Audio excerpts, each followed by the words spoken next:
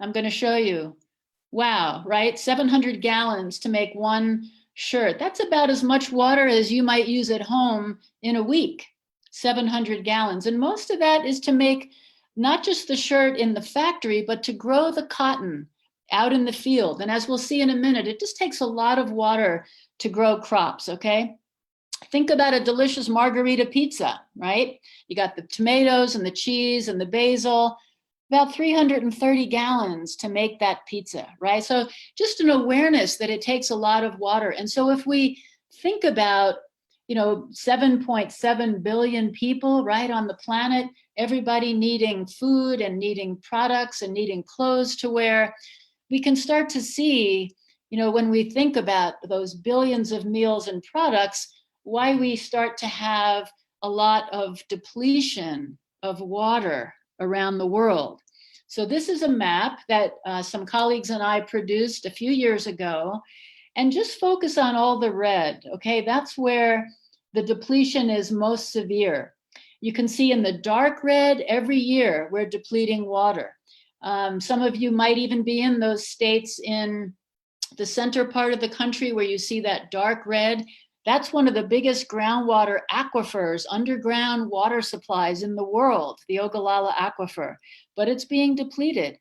If you go west to California, you see some red there, and there's red across the country because in most places, even during the dry season or annually, we're depleting groundwater, we're depleting rivers, okay? And look at Asia. I don't know if you can see to the right of the screen, India, China. These are very important big countries with a lot of agriculture and a lot of people, but water's getting very stressed, okay? And we see it on the ground. I live very close to the Rio Grande, and this is the way the Rio Grande sometimes looks. Here's the Murray. We've been hearing a lot about the terrible fires, right, in Australia. Well, this is the river that really is the sustaining lifeline in the southeast part of Australia. And it sometimes looks like this, running dry. And we're going to talk later about the Colorado. So keep this picture in mind. This is the way the last 90 miles of the Colorado River usually looks, okay? This used to be a lush green, beautiful river and wetland with channels and cattails and all kinds of life in it, and now it mostly looks like this, okay? So these are the physical signs, right, that we're depleting water underground and above ground. The other thing we've done is change how rivers flow. This is the Hoover Dam. Maybe some of you have seen it. This is the biggest dam on the Colorado River. It was built in the 1930s, and we consider it the first big super dam. This was a new technology back in the day, and it allowed engineers to block the flow of the river, store it in a reservoir so that we could use it to grow crops, for irrigation of crops, to supply cities like Phoenix and Tucson and Los Angeles and Denver, to supply hydropower. So very important benefits, right? But it changed the way that river flows and allowed us to control it. We now have 60,000 large dams around the world. This was the first big super dam. 60,000 now block the flows of rivers and disrupt how rivers flow. As I mentioned, we're also depleting groundwater, and you can think about that as using some of tomorrow's water to meet our demands for water today. So how does that look then for our children, our grandchildren, right? Where are they going to get their water from if we're depleting it to meet our needs today? We have soils around the world. I have to tell you that I've been working on water a long time, but it wasn't until I was researching my last book that I really understood how important that layer of soil is around the earth to the water cycle. Soils can hold 8 times more water than all of the world's rivers combined. But again, because of the way we've plowed up the land for agriculture, this reservoir has been shrinking. The soil does not hold as much water anymore, and we'll come back to that. We've also lost a lot of the world's wetlands, up to half of them. And this is really important because wetlands store water, hold flood water, cleanse water, takes the pollutants out of water, and it's, as you can see, really important for habitat for birds and wildlife and fish. So we've already lost half of them, okay? Some of you may remember this, and if you live, especially in the upper Midwest, that this was about 6 years ago, not 2014, this algal bloom, which is formed when nitrogen and phosphorus flow from the land into rivers and creeks and streams, and then reach a body of water like Lake Erie. And you can see the green kind of grimy area there became very toxic. And so the city of Toledo had to shut down its drinking water supply and tell people not to drink the water for several days. It was dangerous to drink because a toxic microorganism had formed in the algae that made it dangerous to pets, dangerous to people. And so for a couple of days, the people in Toledo were told, don't drink that water. It's toxic. So we're concerned more and more about these algal blooms that are finding their way to our lakes and our coastal areas and our bays. And then, of course, we're concerned about what's happening to freshwater life because of all these things, algal blooms, of course, the dams and the depletion of rivers. That's having an effect on freshwater life. In 1970, about 50 years ago, for every 100 frogs, fish, salamanders, freshwater vertebrates that existed 50 years ago, we now only have 17. Populations of freshwater vertebrates, again, fish, salamanders, frogs, have declined by 83%. And that's a real concern, right? This is the web of life, right? That is diminishing. So what does that mean for the health of ecosystems on the planet? It's a real worry, okay? We could spend the whole day talking about how climate change and what we're calling more and more the climate emergency is affecting all the things we've just been talking about. But the point is that the past is no longer a good guide to the future. The future is going to be different. We're going to have more fire, more of these algal blooms and dead zones, more floods and droughts that are severe, changes in river flows as a result of changes in rainfall patterns. So all these things are going to affect how we interact with the water cycle and how we manage and use water. Long time ago, the famous great physicist Albert Einstein reminded us of something that's very important, that we can't solve problems by using the same kind of thinking we used when we created them, that we need a new way of thinking to solve those problems. And that's a very hard lesson to learn.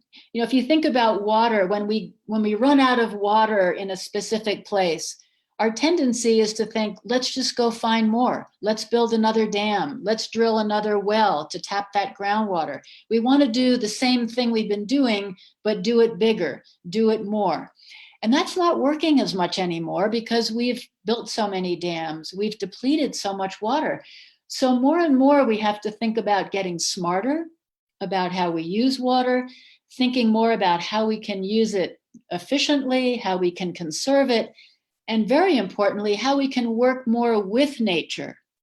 Nature provides a lot of important services to us, and we've sort of relied more on our engineering than we have on nature's benefits. And so what we're finding now, if we can bring ecology together with engineering and work with nature, we come up with some solutions that may provide a lot better way forward for us and allow us to meet our needs in a way that protects nature at the same time. So if you think about what we need to do, it's really two things. One is to shrink our personal water footprint, okay? Each of us has a daily water footprint. And if we're an average American, it's about 2,000 gallons of water a day. That's a lot of water. And only a tiny bit of that, maybe 100, 150 gallons a day, is what you're using at home, okay?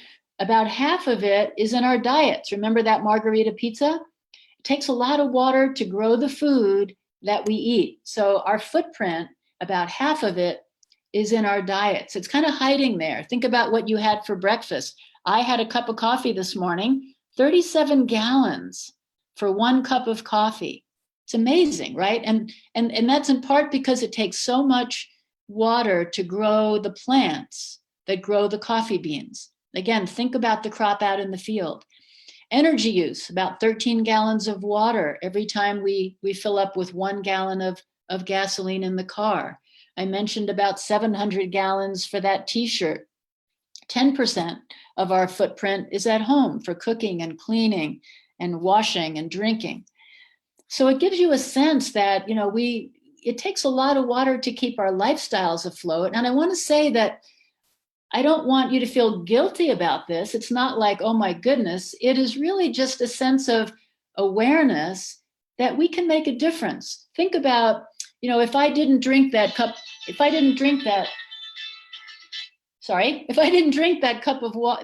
of coffee and decided, oh, I've had enough, I'm going to throw it down the drain. That's like throwing 37 gallons of water down the drain. So an easy thing we can do is not waste as much food, not buy more things than we need. We're not going to be any less happy, right? But just an awareness that if we don't waste food, we're not wasting water. So some of it is just that awareness, right? And to be more conscious of all the things we can do in our lives that would conserve water, right? And look around you. I'm looking around this room right here that I'm in. I see books, I see a bookshelf, I see all these different things, a computer. Everything in this room took water to make. Water's kind of hiding everywhere. So that awareness gives us a lot of opportunity to conserve water. It's not just what's coming out of our tap. Everything takes water to make. So conservation on our farms, in our factories, and in our homes is really where we can make a big, big difference. And as I mentioned, agriculture accounts for about 70% of the world's water use. And so we can save a lot by thinking about our diets. Farmers can save a lot by getting more efficient in how they grow those crops. And there's some great stories in the world now that show what we can do. And I'll just tell you one story that I became familiar with and participated in a little bit when I was the Freshwater Fellow for National Geographic. We started a campaign called Change the Course, which brought the conservation community, farmers, businesses, and others, the general public even, together to try to shrink our footprint together and then return some water to the natural world. And one of my favorite stories is about the Verde River, which is in Arizona. It starts kind of in the north central part of Arizona and flows down toward Phoenix. And it's one of the lifeline rivers in the American Southwest for birds and wildlife. I mean, look at the nice vegetation there on the left side of that photo. That vegetation is really important for migratory birds. They nest there.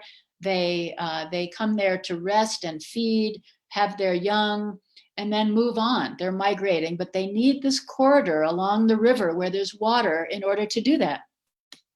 But in many parts of the West, and this was true in the Verde, the farmers would take all the water out of the river and put it in an irrigation system. And so this beautiful river that you see would be dry during the summer months for maybe 5, 6, 7 miles. Dry river. Well, that's not good for the birds. It's not good for the fish. And so this hydrologist, Kim Schoenig, came to the Verde Valley and began to listen to the irrigators and talk to the farmers. And they built trust with each other. She was working for a conservation group called the Nature Conservancy, and her job was to figure out how to keep water in the river to protect the birds and protect the wildlife. And so in talking with the farmers, it became clear that they really didn't need all the water they were taking. That if they had a little bit of technology to be smarter about how much they took out, they could leave some for the river.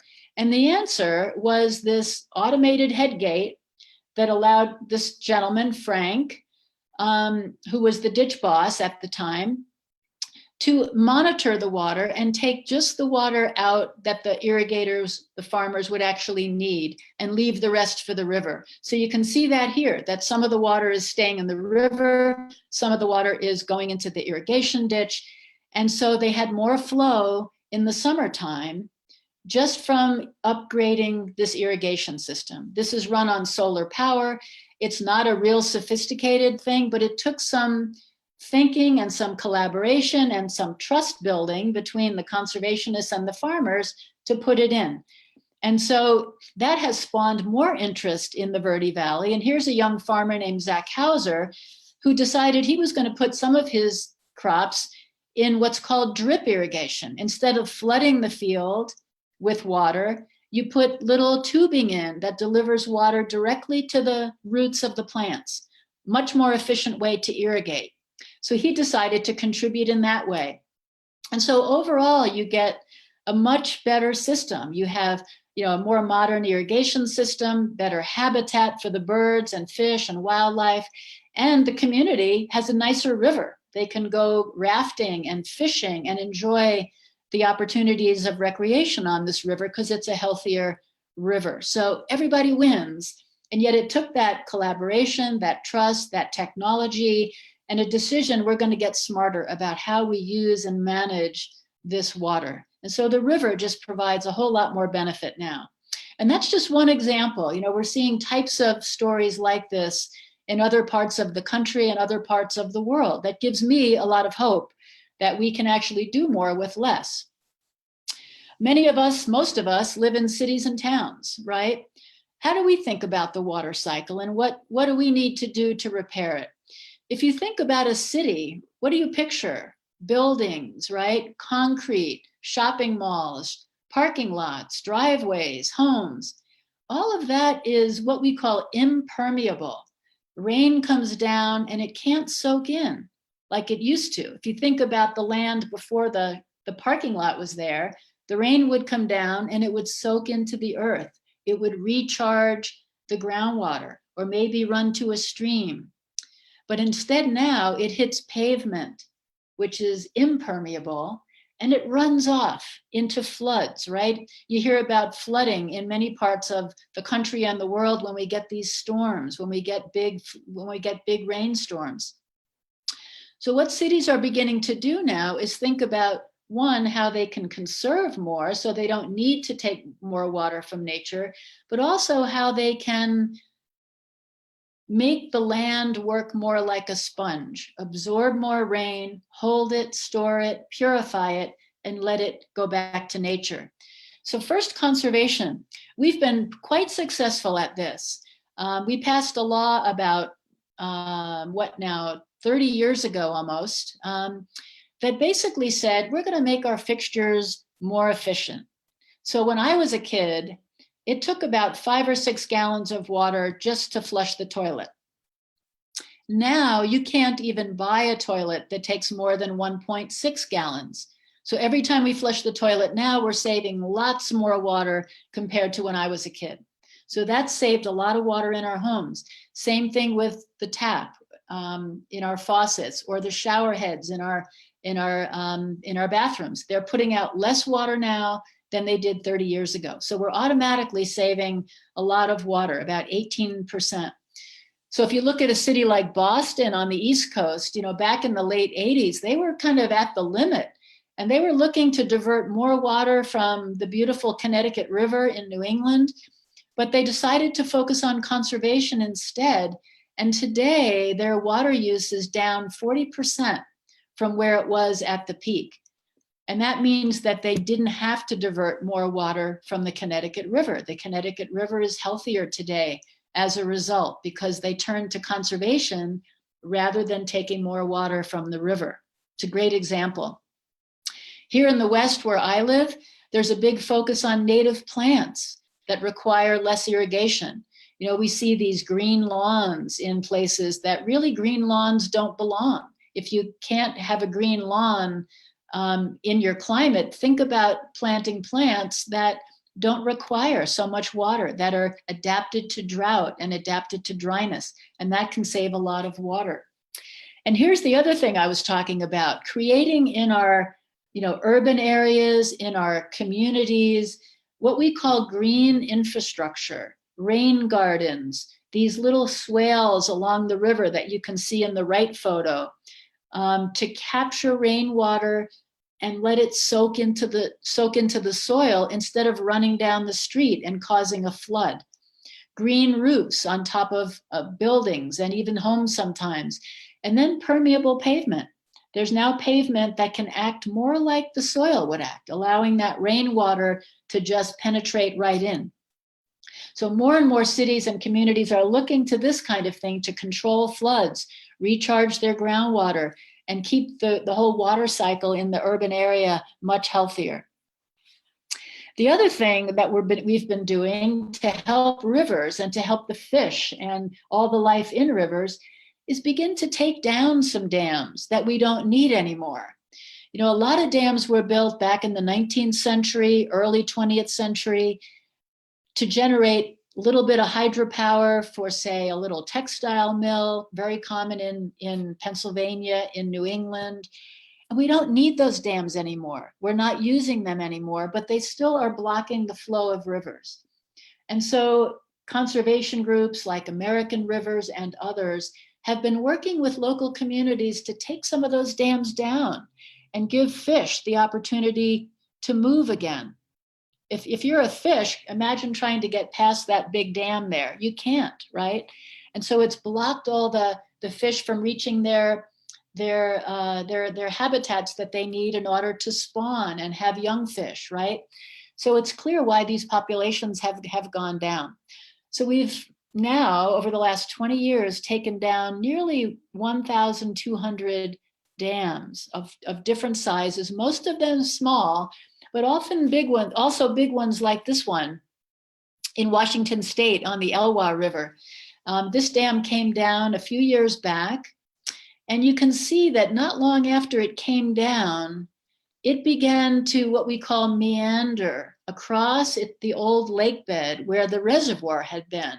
So you can picture the dam creating that reservoir that you can see the outline of.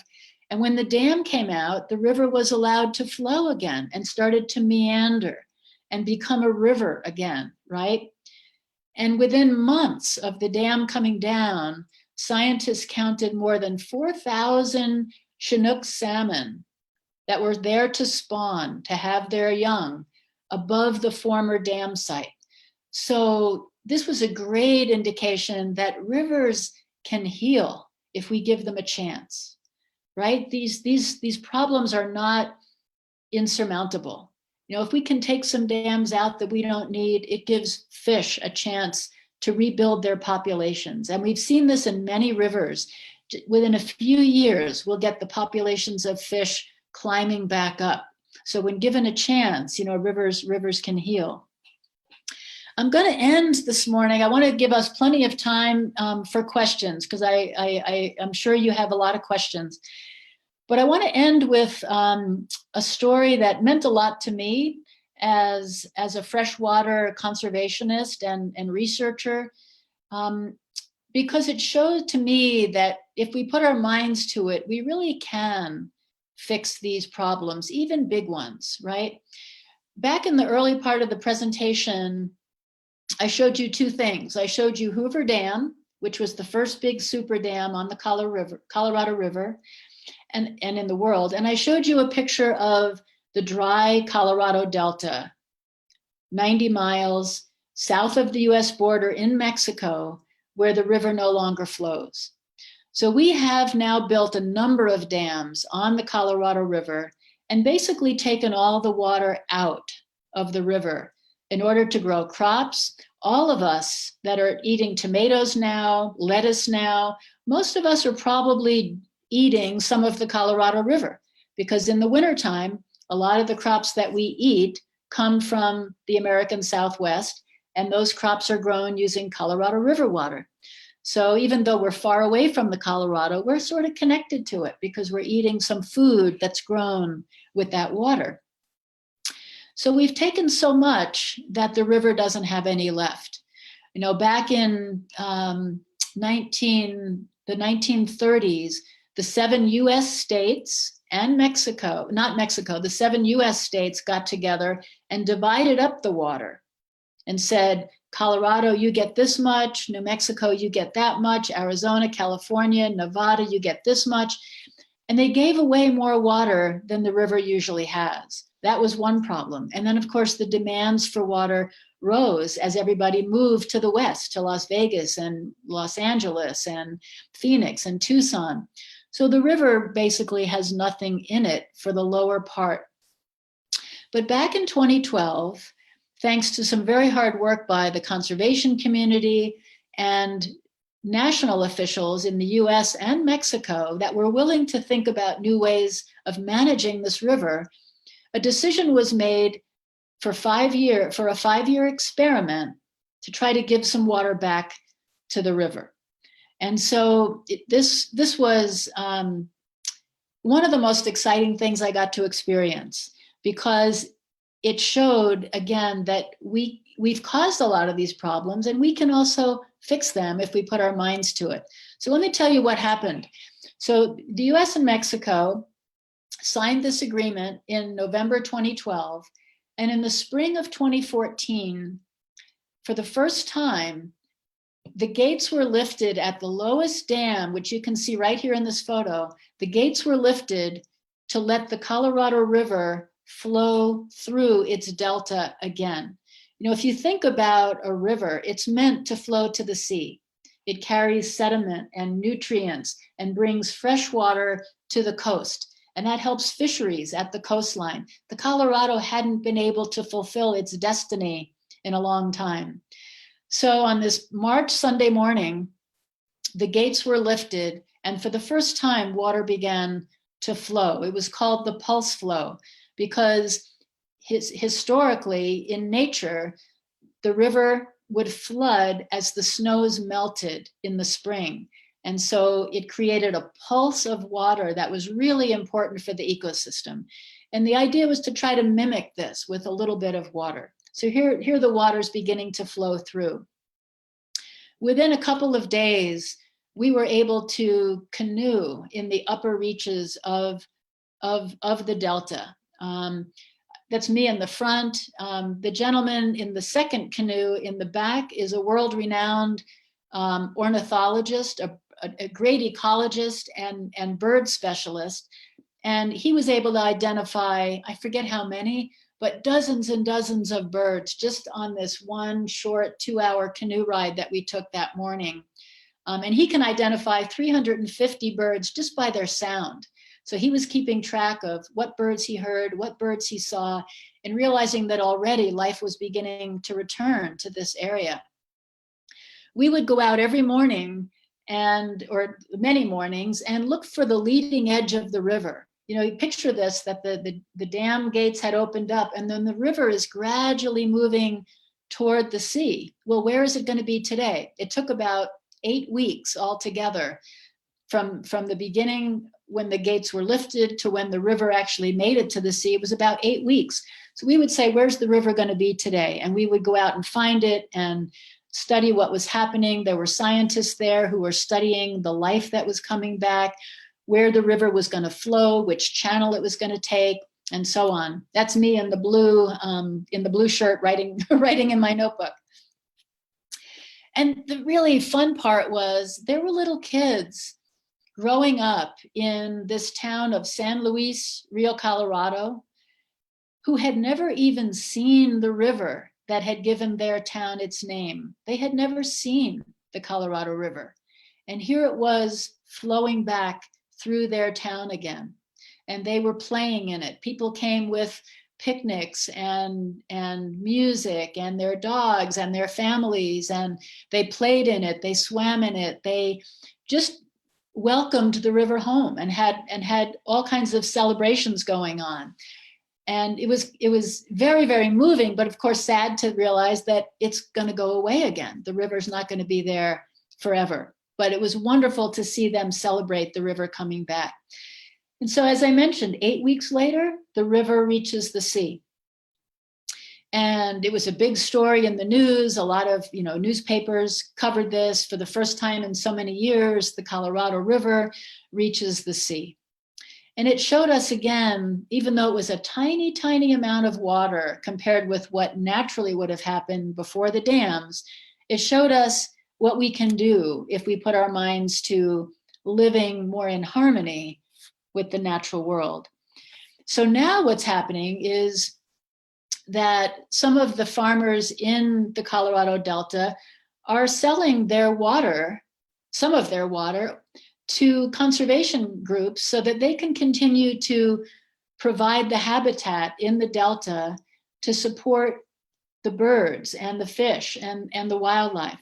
The Colorado Delta is very, very important to migratory birds that fly all the way from South America up to the Arctic. They used to stop in the Colorado Delta and nest and feed and breed.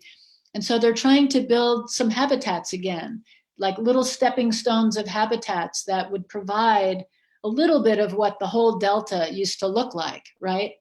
And so it's a big conservation endeavor.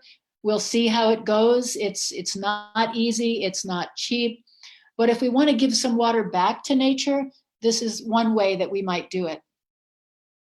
And so I want to leave you with this message before we go to your questions. That working together and working more with nature as a partner, right? We can, I think, build a better water future for us and for the next generation and the generations to come. So to me, even though the problems are big, it's a hopeful thing that we can actually do very tangible things to build a more secure water future for us and for the rest of life also.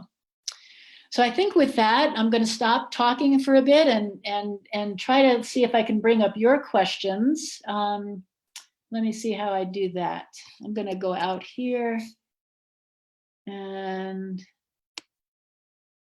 let me see. There we go. Questions. Okay, great. Well, I love the first question I'm seeing here from Josephine Chavez. Thank you for this question. How do we spread more awareness on this water problem? And I think about that almost every day because that's been a big part of my life. And I think one important way is to talk about it. Water is the basis of life, and yet we so take it for granted, right? We turn on the tap, and if the water comes out, it's all good, right? But I've provided, I hope this morning, some ways we might need to think about using water differently, thinking about it differently, managing it differently as a society. So maybe start a conversation with your friends, with your family, in your community. Learn where your own water comes from.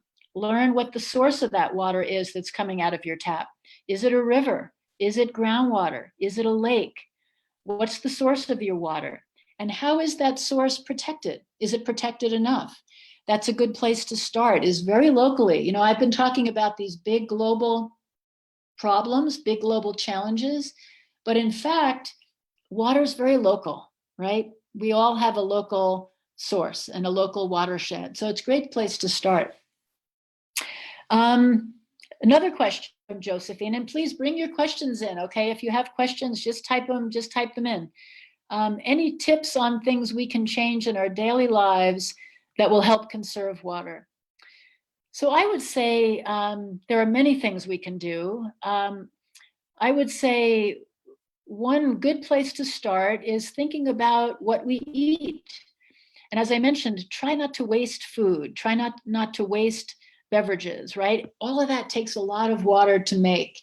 So if we're at a buffet, right? If we're in a cafeteria, or if we're, at a buffet somewhere, don't take more than you think you're going to eat, because that's going to waste that food. So it's not going to give you any more pleasure to throw that food away, but it'll mean that you're not wasting all the water that it took to make that food. Waste is a big part of our problem. I've been told that we waste as much as a third or more of all the food we produce. Well, that's a lot of water that's being wasted too, right? And so just thinking about it that way, remembering that, a waste of food is a waste of water. Think about recycling things. I get a lot of joy out of buying a used, this in fact, the jacket I'm wearing, I don't know if you can see it. This is a used jacket. I bought it at a secondhand, store that was raising money for animals, to support animals. And so it had been used before. It didn't cost me a lot of money. It supported a good cause, and it was a used jacket, so it didn't take new water to make it. So I enjoy buying some secondhand things because that's kind of a form of recycling. And of course, at home, think about, of course, turn the tap off when you're brushing your teeth. Think about the length of your shower. So there's something we can do in each of those areas. Just turning off the lights when we leave a room saves water because it takes water to make electricity, right? And so being conscious about our energy use will also save water. So those are just a few things, and I'm sure you can think about some more. So here's a couple other questions. These are great questions, by the way. Where do you recommend we get our water from? Any reputable water companies? So that's an interesting question. I recommend that we get our water primarily from our tap. Okay, I do not drink bottled water because it takes a lot of water and energy to make the plastic that the water is contained in. And that plastic is often polluting our environment. Okay, it takes a lot of water and energy to make it. And then what do we do with it? We throw it away. We might recycle it, but more and more plastic is hard to recycle. So and most of the time, our tap water is safe to drink and good to drink. Okay, so there's a convenience to bottled water. You might want to grab a bottle and take it with you. I grab, my personal water bottle, which I've got right here, and I fill that with tap water, and I use it over and over and over again, my personal water bottle. So that's what I tend to do. So I really try to avoid bottled water if I can. So that's kind of my answer to that one. I really try to stay away from that. That said, I think water is probably better to drink than soda. So if you're someplace out and you want to have something to drink and you don't have a bottle, sure, buy some water if that's what you want. But as a general matter, I think it's good for us to try to not put that water in plastic that then can be a source of pollution. Okay. Here's Melissa Owen's question. Thank you. This is a good question. We have had recent incidents of cyanobacteria blooms in our local river, which affects the quality of our drinking water. What can we do to reduce pollution and algae blooms in our local freshwater sources? This is a great question, and it's something I've written about and thought a lot about, and there is a lot we can do here. Most of the pollution that's creating these algal blooms, the one I showed you, for example, in the western part of Lake Erie that caused a problem for Toledo, Ohio, most of that pollution is coming from the nitrogen and phosphorus fertilizers that are running off of our farmland.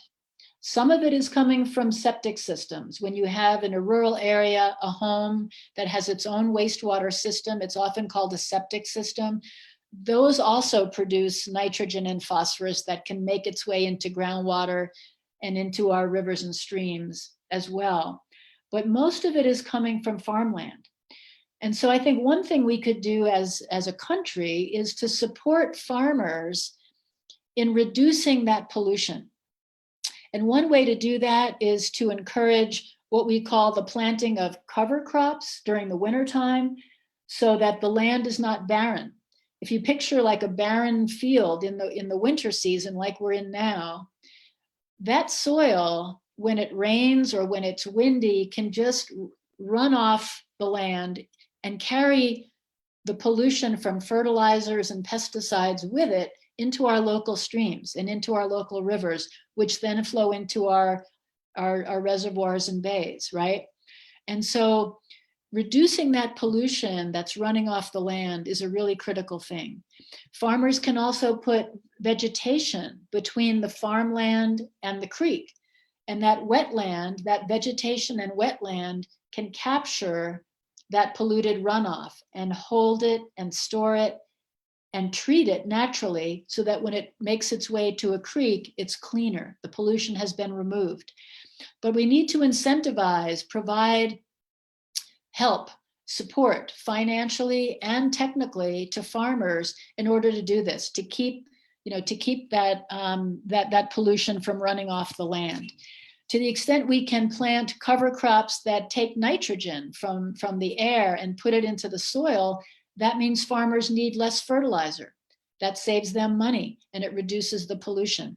So I think what we call sustainable agriculture, regenerative agriculture, can make a big difference to keeping our water clean and reducing these algal blooms. We see a state like Maryland, for example, has supported farmers to do this because they want to clean up Chesapeake Bay, which has been affected by these algal blooms and dead zones that are a real problem for fish. And they've supported farmers and helped to pay for the seeds to plant the cover crops. And so farmers have less of a financial burden, and so they're planting more of these cover crops, and it's making a difference. So that's one really good thing we can do. Any more questions?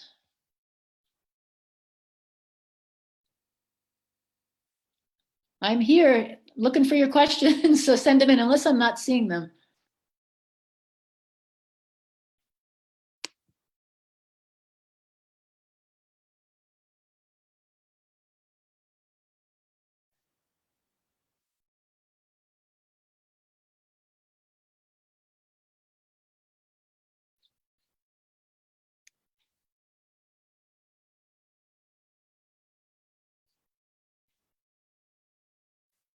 Does anybody have more questions, or I can keep talking if you want to, but you also maybe need to move on to your next class. I can't really see you, so I'm not sure what's going on there, but I can just sign off and wish you all well, but I'll stay on here if in case anybody has another question or two. I'm here.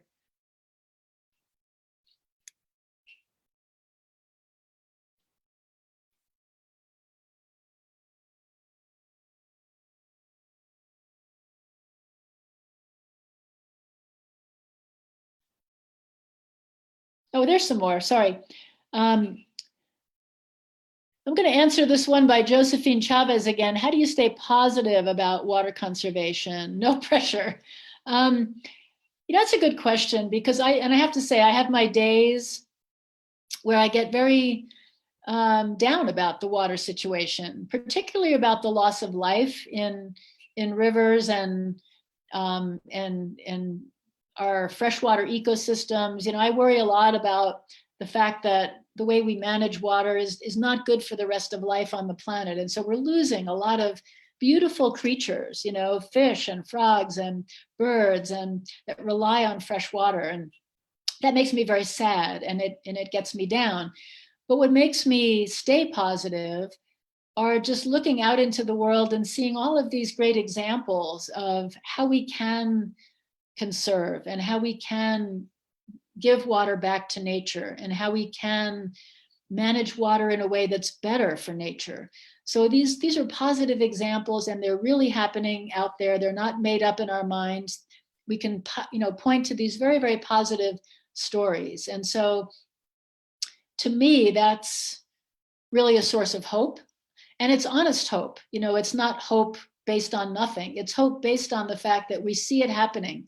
So if it can happen there and we can talk about it and share the positive experience, and then as a society decide we want to do more of that. We want to put water back in rivers. We want to, take a few more dams down to give fish an opportunity to spawn and have more of their life restored. We can do it as a society. We have to put our minds to it. So I think it's based on honest, realistic hope. So that gives me a lot of inspiration. Andrew is asking, how many books have I written?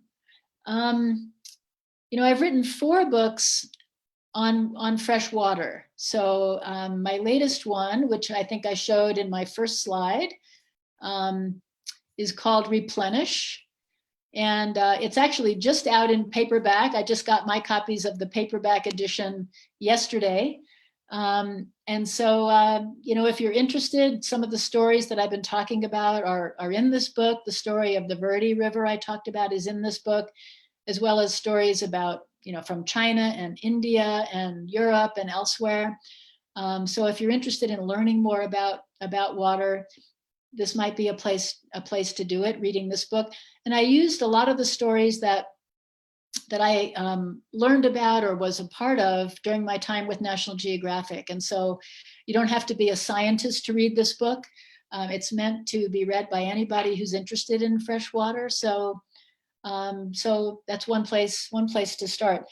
The other books that I've written also had to do with what we can do as a society to grow food more efficiently, to deal with these water scarcity problems, to make sure we don't have conflict over water around the world, and learn how to share it. So I've been very blessed to find a good purpose in my life to work on an issue I really care about, and I'm really, really grateful for the opportunity to share these ideas with you all this morning. Let's see, another couple questions. I know you work with people across the world. Are there other parts of the world that are further than the US in water conservation efforts? That's a great question. I think on the technology side, I would say, Europe might be a little ahead of us in terms of more efficient fixtures in our homes, but we're catching up here in the United States. A country like Israel has been at the kind of a pioneer in advancing the efficient use of water in agriculture. They sort of made drip irrigation, which I talked about earlier, more possible, for farmers to use. So they've been very, very helpful in terms of making agriculture more efficient. But we are catching up, and I think China actually is a good example of using that green infrastructure in their cities, putting in, those wetlands to capture floodwater and recharge their groundwater. So they're kind of an international leader in that area. So I think you look around, you can see different leaders, I guess, in water conservation in different ways around the world. But we have some real good things going on here too in different parts of the country. A question came in from a past participant. Any strides from last year? Any strides from last year? Not exactly sure what that means. But let me see how I can interpret that. I would say, unfortunately, we've had some difficult moments in water. We're fighting at the moment, going backwards in terms of protecting our streams and creeks. We need to make sure we keep those protections, in place. But conservation is still moving forward. Every time a new home is built, it includes more efficient fixtures in it than were probably there before. So we're reducing our water use at home on a steady basis. And I think that's a really, really positive thing. Again, I think there's all things we can do as individuals and in our communities, to make these solutions broader and to make more of an impact. So think about it, do what you can, don't feel guilty about things, but feel empowered by this information, to do what you feel you can do and what you want to do to make a difference. That's really what it's all about. So I think I'm out of time. I'm going to wish you all a really great day, and thank you again for participating today in talking with me about fresh water. Okay, take care. Bye-bye.